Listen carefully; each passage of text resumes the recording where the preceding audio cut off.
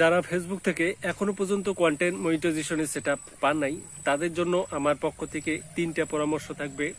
এই 3টা বিষয় মেনে কাজ করলে 100% নিশ্চিত থাকেন আপনি ফেসবুক থেকে কন্টেন্ট মনিটাইজেশনটা পেয়ে যাবেন।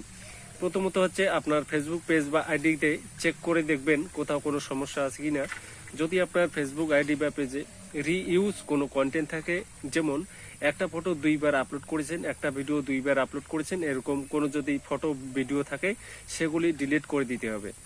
দ্বিতীয়ত হচ্ছে টাইম মেনটেন করে এবং রেগুলারিটি মেনটেন করে কাজ করতে হবে। অর্থাৎ আপনি প্রতিদিন যদি 2টা করে ভিডিও দেন তাহলে 2টো করে দিবেন, 3টা করে দিলে 3টা করেই দিবেন। অর্থাৎ আজকে একটা, কালকে 2টা, পরশুদিন 3টা, এরকম যেন না হয় আজকে একটা দিলে কালকেও একটা দিবেন। এভাবেই রেগুলারিটি মেনটেন করে নিয়ম অনুযায়ী কাজ করতে হবে।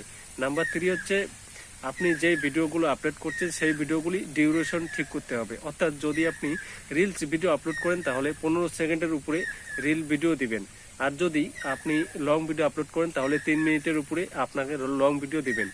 আর এই 3টা বিষয় মেনে যদি আপনি ফেসবুকে কাজ করেন, ফেসবুক থেকে আপনি কন্টেন্ট মনিটাইজেশন পাবেন 100% নিশ্চিত।